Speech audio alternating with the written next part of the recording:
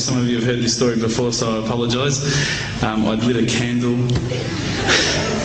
I had the window open, I had the curtains drawn, I was trying to get that really spiritual feeling.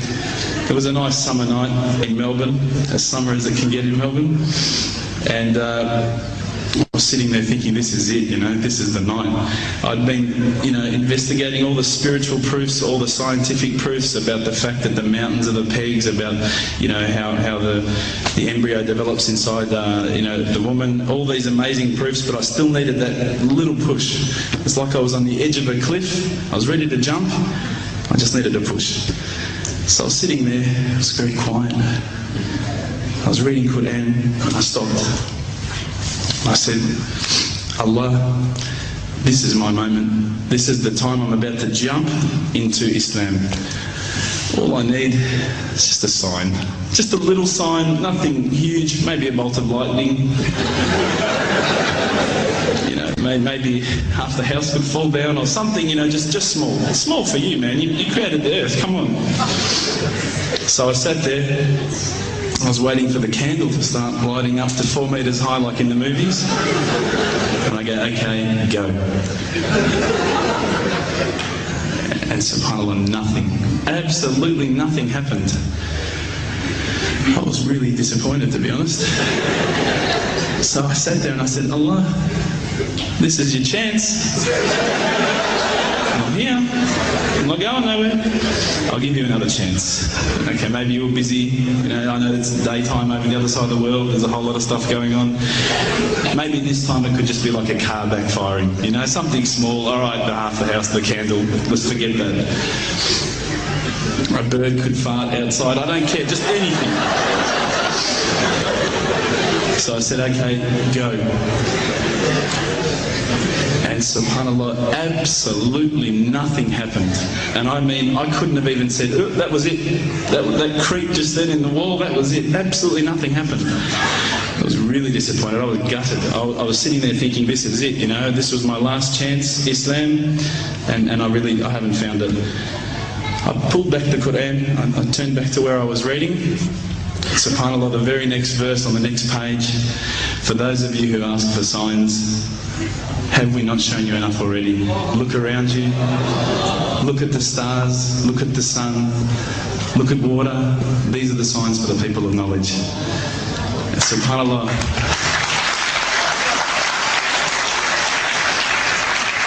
I threw the doona over my head and I pretended I was asleep. I was that scared because I couldn't believe how arrogant I'd been to want my own specific sign when all the signs had been there for me all along.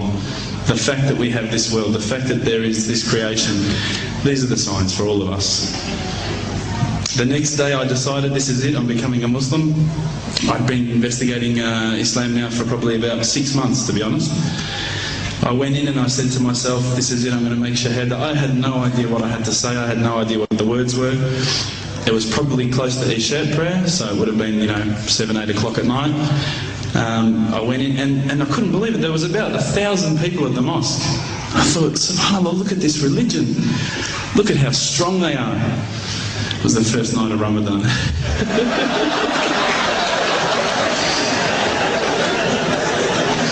Ramadan Muslims.